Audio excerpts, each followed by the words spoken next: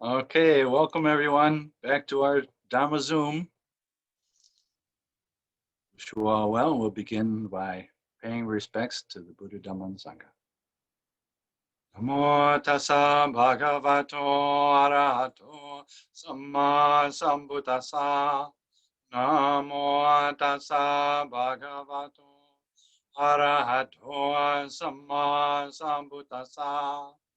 Namo tassa bhagavato arahato samma sambuddhassa. Buddhang dhammang sanghang namassa.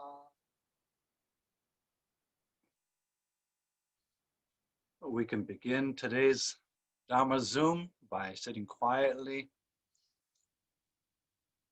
A few minutes of meditation, allowing our minds to settle. So wherever you're sitting, you sit solidly, even if you're sitting at your chair, office. Bring your awareness into your posture. Take a deep breath. As you breathe in, feel sensations throughout your body.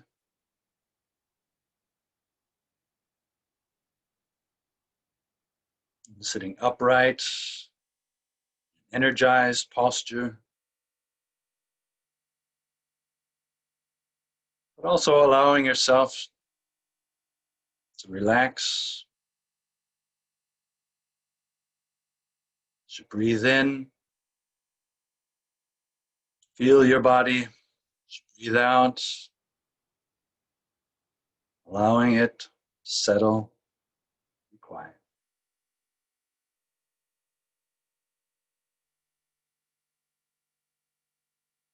As you begin meditation, you can pay attention to your surroundings.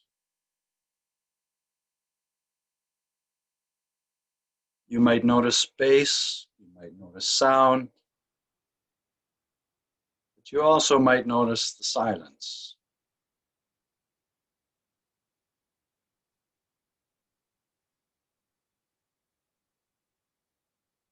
Paying attention to the absence of sound.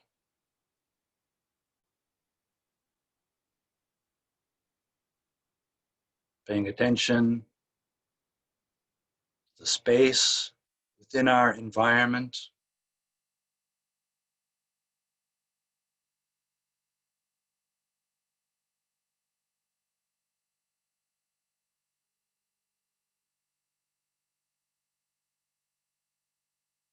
Again, bringing our attention into this body. As the air flows into our body, flows out.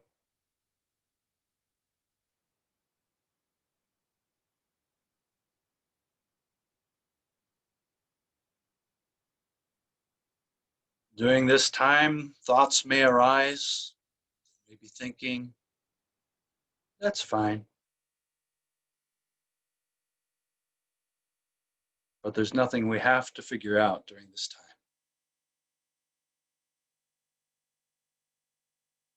There's no problem we need to solve through thinking.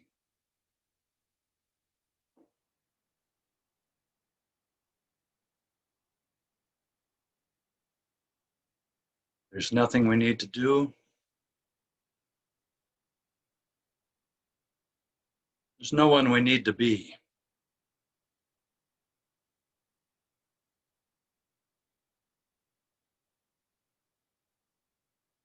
If you notice thinking, that's fine.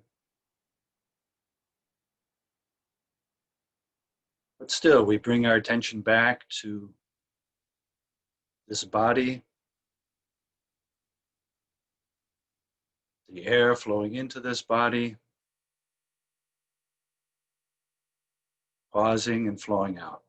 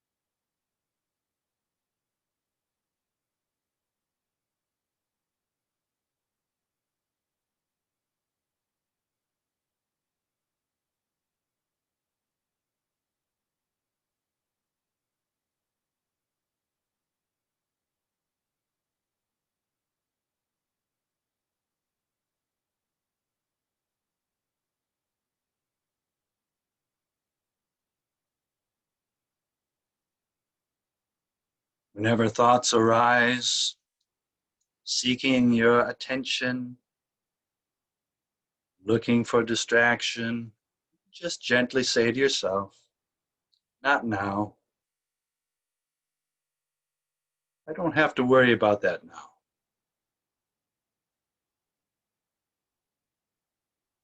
If it's important, I can deal with it later.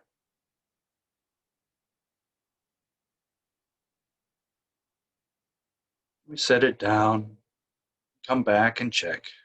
Am I breathing in or am I breathing out?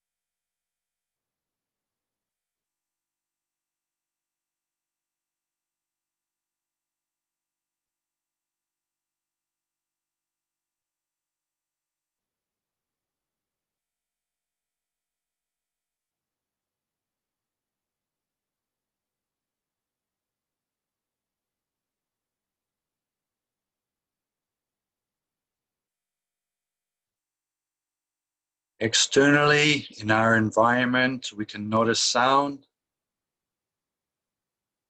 but also the absence of sound.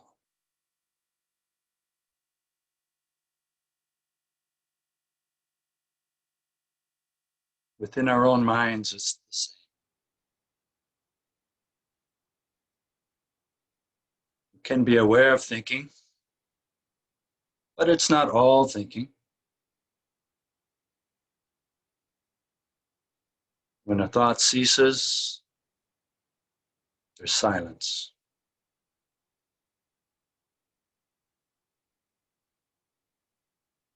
Around a thought, there's space.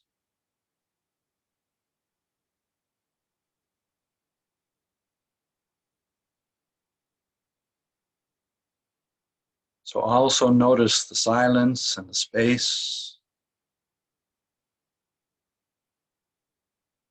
These qualities are intrinsically peaceful.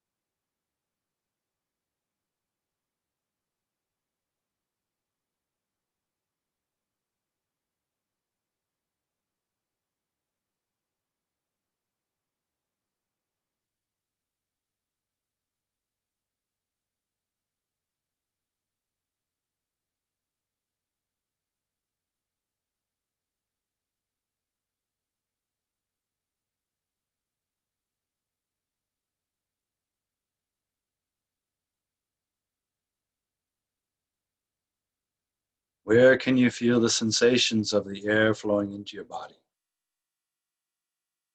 Is it your nose,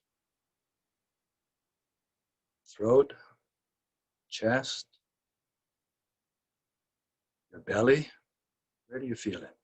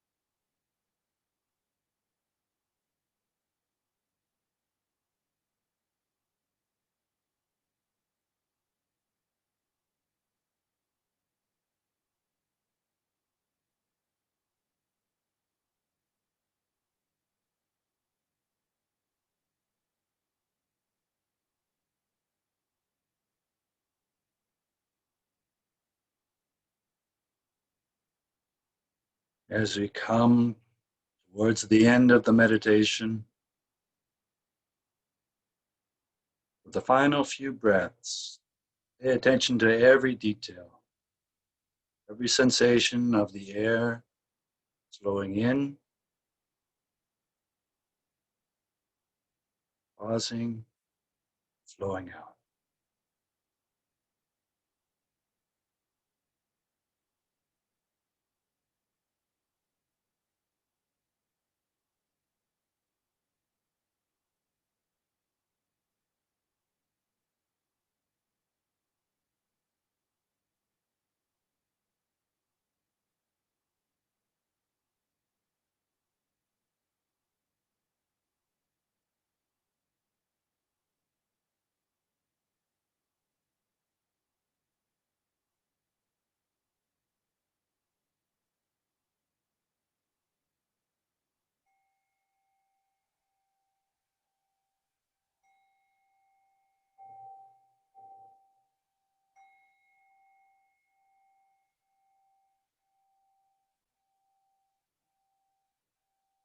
Nice.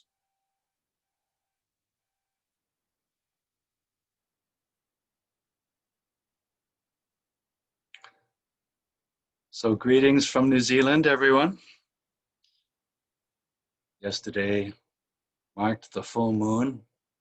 That was the end of our annual Vasa Rains retreat. Today is it's known as Pavarana Day, or the day of asking for forgiveness. Here in New Zealand, we're back to resuming our normal full schedule. We're fortunate that we have very few limitations from coronavirus at this point. So it looks to be generally like it will be hopefully a normal summer for us, minus the international travelers for a while. So we'll establish our minds, prepare to listen to the Dhamma. Namo tassa bhagavato arahato samma sambuddhassa. Namo tassa bhagavato arahato samma sambuddhassa. Namo tassa bhagavato arahato samma sambuddhassa. Buddhang dhammang sanghang namasa.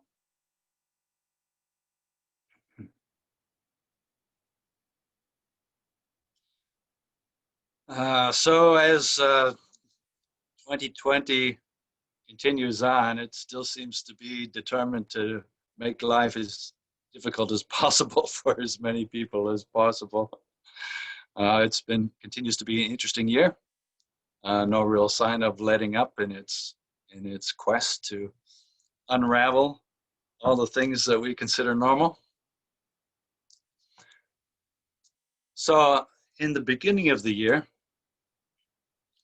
right through the whole time, one of the interesting questions that's come up has been the question of freedom. And of course, the name of our monastery here in New Zealand is Vimutti, which means freedom or liberation. So this then brings up the question, what is true freedom? What is the meaning of freedom? People this year have been fighting for social freedom, economic freedom. People are fighting for all sorts of types of freedom. Well, what do we really mean by that? And what is actually free? What does it mean to actually be free? So these are important questions. Certainly the long-term goal of Buddhist practice, and which we can begin to realize right from the very beginning, is a sense of gradual increased freedom. So interestingly, beginning of the year, I was in Hong Kong. When I was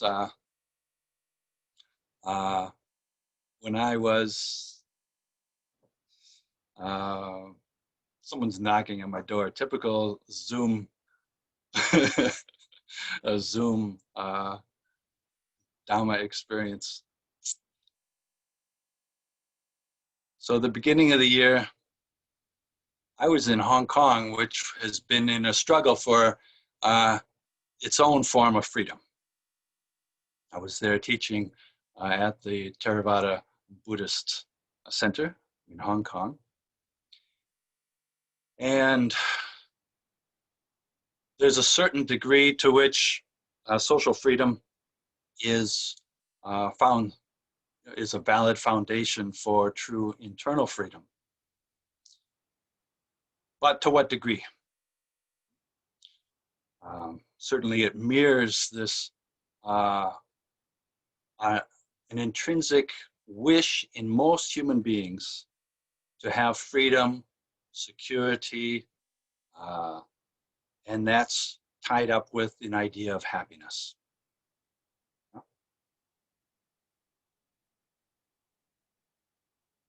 So that's where I was when I first heard about coronavirus, and I could see, well, it was pretty clear even in January in Hong Kong that this was going to be something that was going to curtail freedom in a serious way.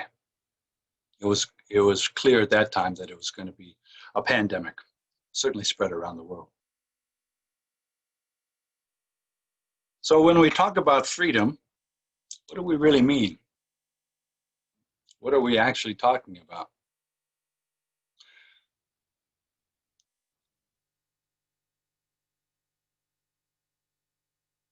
For much of the history of humans, much of the history of our species, we've actually just haven't had a lot of opportunity for freedom. Much of existence has just been based around getting enough food, protection from the elements. But then at a certain stage of our evolution, those things became more easy to obtain. Certainly in the modern world, I would say most people, not everyone, but probably most people of the world have a house that is good enough, they have enough food, and they live in a peaceful society. Right? And then on top of that, if you add material wealth, there's just a little bit of truth to it that adds a tiny bit more freedom, but not a lot. And then there's a decreasing amount of returns the more you get. Once you have your basic requisites of life, so you have enough food, shelter, clothes on your back, and you're not living in the middle of a war zone, you have basic safety, then the question of freedom is not solved simply by getting a higher salary or a bigger house or whatnot. Now, that's part of the initial illusion or delusion that is perpetuated, certainly in modern societies, is that if we just have a little bit more, then we'll be happy. If we just have a little bit more, then I'll be satisfied. If I can just gratify my desires, get what I want, then I'll be happy. So this is the basic delusion that is so tempting to follow. And the reason people are addicted to this is because there's a little bit of truth to it. There's a tiny bit of truth, and that's what keeps us hooked. Sometimes people will tell me, I'm not materialistic, but for me, money is freedom. So I said, okay. So what kind of freedom does that allow? Certainly there's some freedom in it. Yeah, if you have some money, then may allow you to have some flexibility in what type of work you do, how you spend your time, go on a vacation, etc. So there's a certain amount of truth in that, a little bit of truth, that money allows freedom and security, but it is mostly represents those qualities. it's mostly representative. People are looking for people. It's like there's a hunger or a thirst for security. But where we find it, where are we going to really find it? If we look for it in things that people normally search for, then we find that it's not very reliable. And that's the problem. Even if we get everything perfect, boom, it can just disappear very quickly. Change. Can't hold on to it. It's unreliable. And then, as so often is the case, then even though money tends to symbolize these qualities, when we find out that money can disappear quite quickly, things can dry up. And then we're left with this wish for security. It's no longer being answered, it's no longer being fulfilled. So this quest for freedom, you find it in many different ways. It's quite moving being in Hong Kong, and that type of freedom that people are fighting for, which is valid enough. You have to have a certain amount of social freedom. But even that is limited. Once you have enough, then very quickly there's a point of diminishing returns as you get more.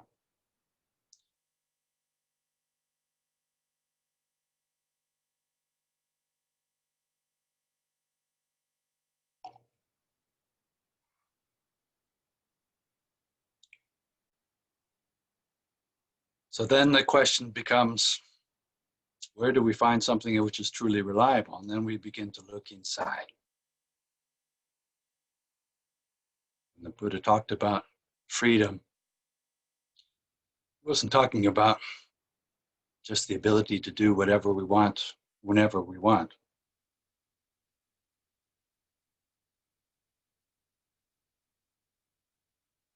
If you've ever, it's not like teenagers complaining that they would like a bit more freedom. Freedom from having to follow a schedule, or freedom from having to take out the trash, or freedom from having to take responsibility for various things. But the type of freedom that is simply following what we want, trying to get what we want, it's worth experimenting with, but then we find that it doesn't really lead to happiness. It doesn't really lead to long-term happiness. It's not very satisfying. Even though we use the same word, freedom, which is essentially equated with nibbana, or enlightenment, the way most people use the term is tainted quite a bit by selfishness and desires.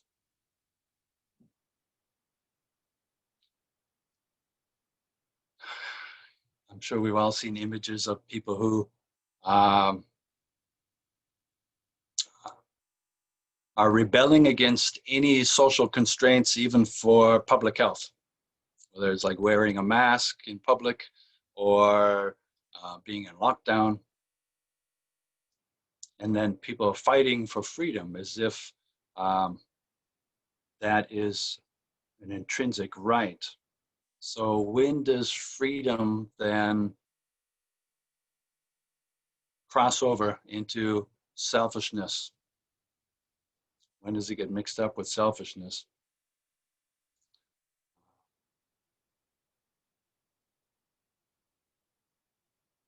One thing that we find out in Dhamma practice pretty quickly is that it's not that getting what we want is what leads to happiness. Often what it is when we give something up, and then we start to feel joy. We notice, oh, that actually felt good. That felt rewarding why. And if you look closely, it's because we gave something up.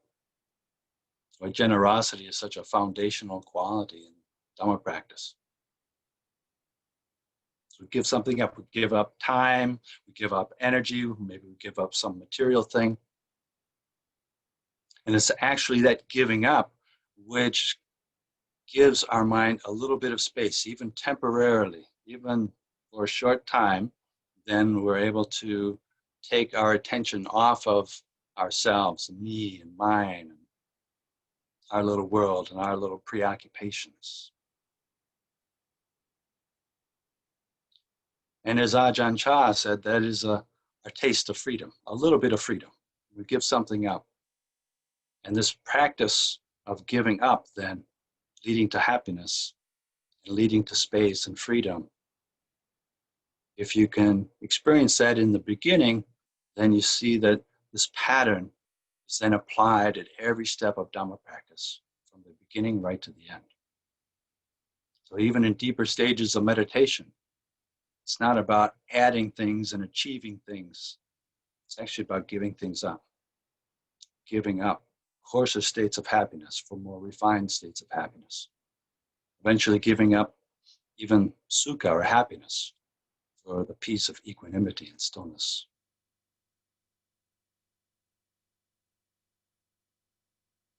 So then you question, well, freedom, true freedom seems to be more about giving things up rather than getting, rather than controlling.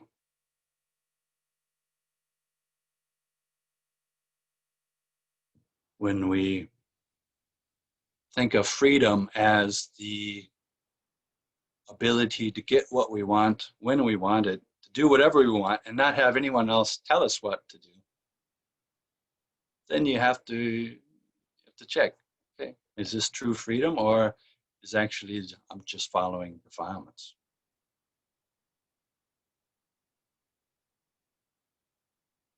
True experience of freedom is when, especially in meditation, even for a short time, if our minds can be freed from the 5 hindrances of meditation, the obstacles that keep our minds small and contracted. And even for a short time, our mind is expanded. We get a sense that there is this potential. Every human has this potential. Even I have this potential. So then the idea of freedom begins to change. It's freedom from what? External freedom is based around not wanting to be controlled by others. But true freedom is more based around not being controlled by our own defilements. Whenever desires arise, then the delusion around desire is that if I can only fulfill my desire, if I get what I want, then I'll be happy. Seems simple enough. If I just get this, what I want, then I'll be happy. But problem is that tends to entail a lot of work, a lot of management. It becomes a real burden. Trying to fulfill this desire and that desire, even if we're successful, it's hard work. And then it changes, and then we kind of have to work and keep managing. It's kind of generally a burden, even if you're good at it.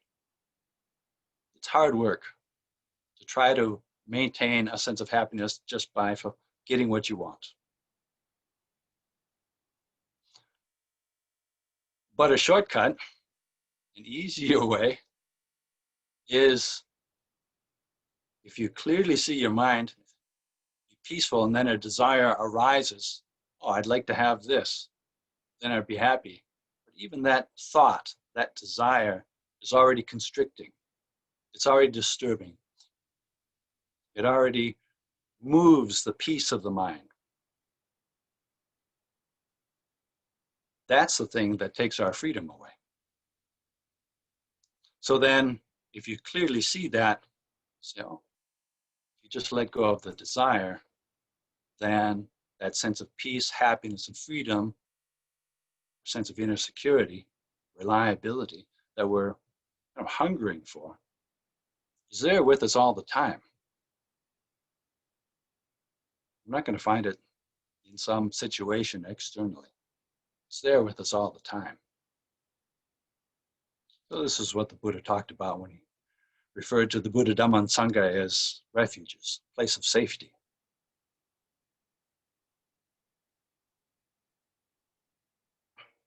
So why is it that when people are seeking ultimate freedom,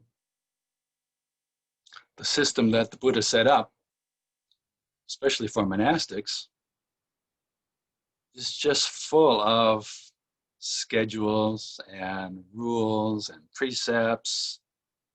On the surface, it would seem like, oh, this doesn't look very free. Those of us who join the monastery, especially if we ordain and stay here for years, then initially it seems like we're not getting freedom, we're giving up freedom. And for the first 5 years after full ordination, we're not even allowed to make most of our own decisions. We voluntarily give that up. So where's the freedom there?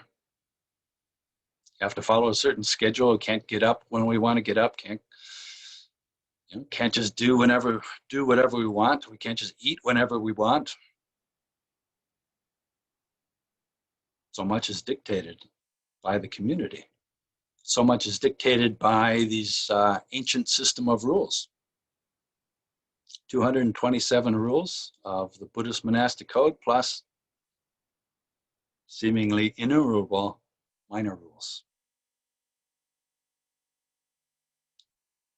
And yet within that framework is where for thousands of years people have been finding true freedom. So that challenges the question, then in what way is true freedom to be found by simply being able to do what we want whenever we want?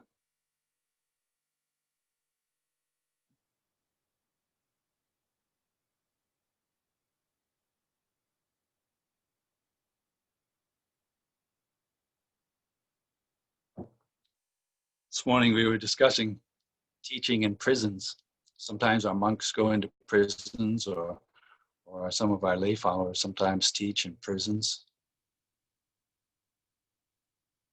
You think, well, here in the monastery we live in relatively small dwellings with very few possessions. We have a fixed schedule. We can't just come and go as we wish whenever we want. You think, oh yeah, it's kind of like prison. It's a bit like prison. In fact, prison's easier.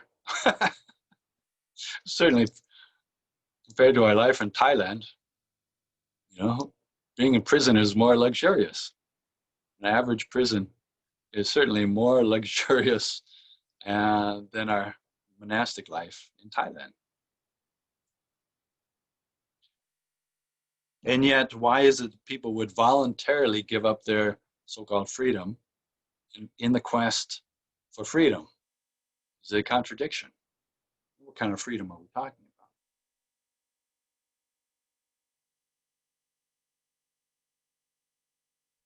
So the social freedom that we look for, that people strive for, or the personal freedom that becomes so idealized, especially in modern society,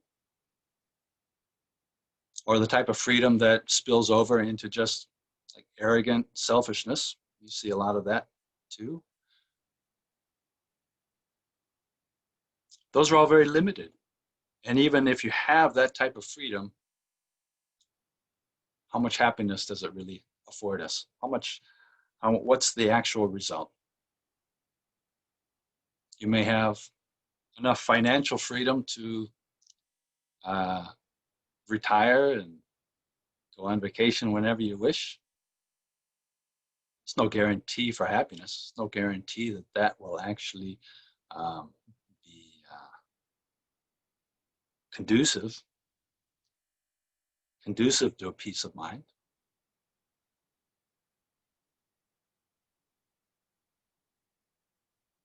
Once you have a basic economic standard, then true happiness or freedom is much more a question of how we perceive things, how we perceive our life, how we perceive ourselves, how much we identify with things.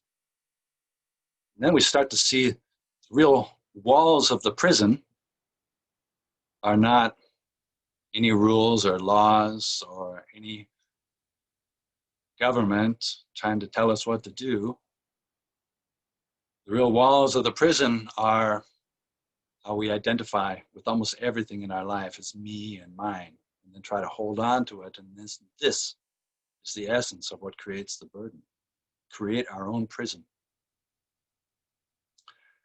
And then that's exacerbated if we sometimes feel like we,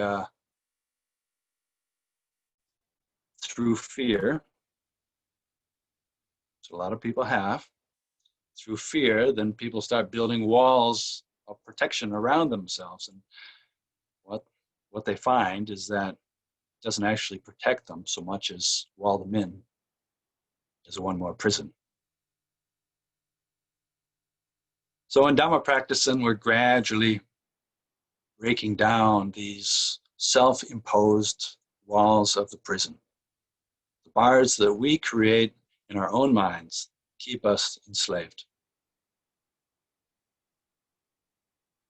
Someone might have the freedom to do whatever they want, whenever they want. And yet,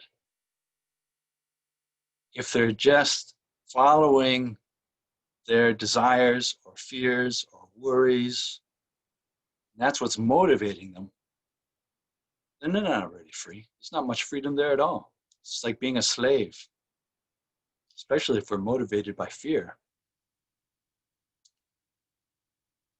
So much of our intentions and motivations might come from fears that we're not fully aware of.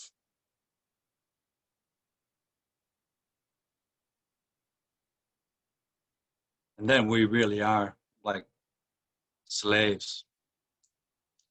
Fears arise, and then it just pushes us to act and do, pushes us to say certain things, pushes us to strive and put forth effort in certain ways, which is not really conducive to our own happiness. It just creates a lot more difficulty, stress in life.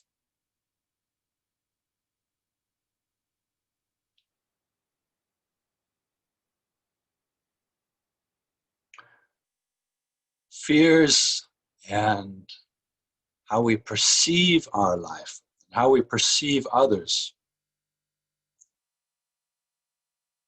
Fortunately, these types of bars and walls that keep us from being truly free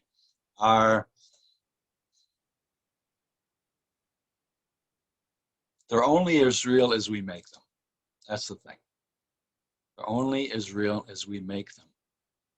And certain thoughts, worries, concerns, how we perceive others, the burdens or expectations that we place on ourselves, those are real in the sense that they're thoughts. They are thoughts and they are emotions. They're real in that sense. And they're real in the sense that when we perceive something, even if we perceive it inaccurately, it's still real in the sense of a perception. And so it creates our reality. But it's not more real than that. And that's where we start to see the key to our own freedom. If I can actually intentionally begin to see things and perceive things in a way which is more in line with truth, and then what happens? We start to gradually realize that certain problems are not really problems. Certain things that were such a burden just start to fall away. A lot of the fears, maybe that we weren't even fully consciously aware of, begin to disappear when we perceive things be in line with reality, perceive things more clearly. And then the corresponding result is a sense of relaxation, letting down a burden. We're able to see ourselves and our surroundings more clearly. And this is the natural result of developing meditation. It's very difficult to experience deeper levels of freedom without meditation.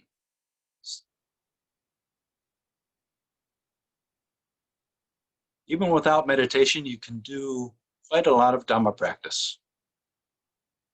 Just through our lifestyle, through how we relate to other people, how we approach life.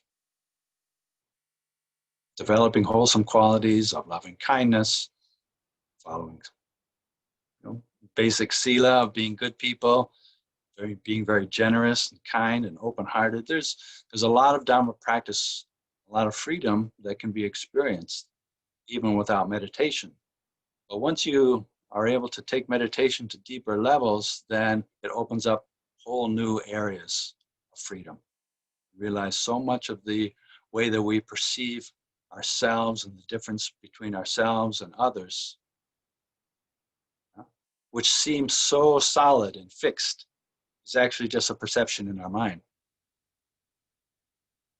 And meditation gives us enough inner strength. It helps to bolster the power behind our awareness, helps us see things more clearly. If we're not constantly thinking, if we're able to slow our thought process down, then that helps to be able to see things more clearly. And then we use our whatever wisdom we have to kind of start looking and trying to see exactly how, what is this reality that we think we know?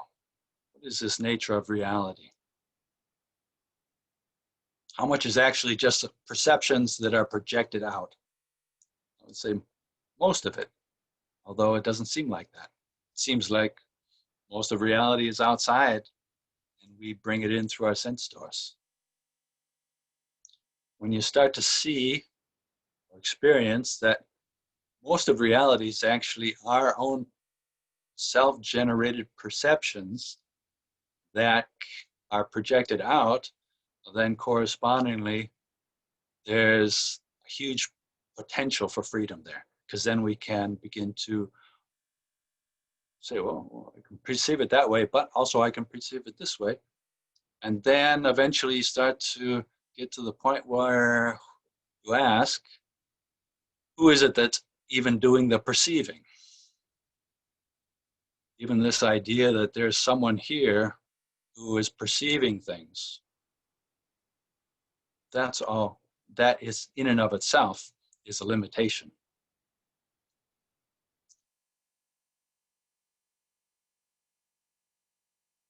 So it's a worthy thing to investigate. What are the things that limit our true freedom? What are the things that limit our happiness? And many things that we might assume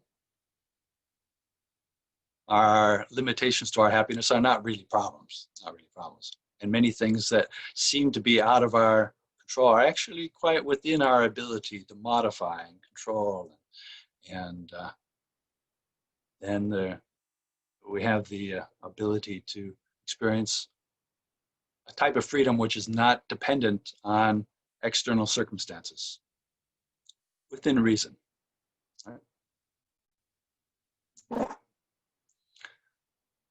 If you have enough of a stable life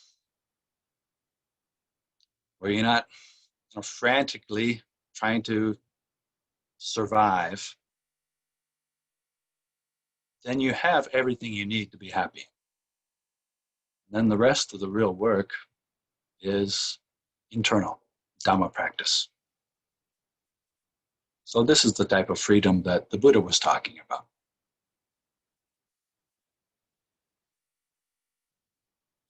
Maybe I'll end there, leave some time for questions as well. I'll offer this for your reflection. Thank you, Ajahn. Let's all say 3 sadhus together. Handamayam ovadagata sadhu karang kadama se. Sadhu, sadhu, sadhu, anumodami.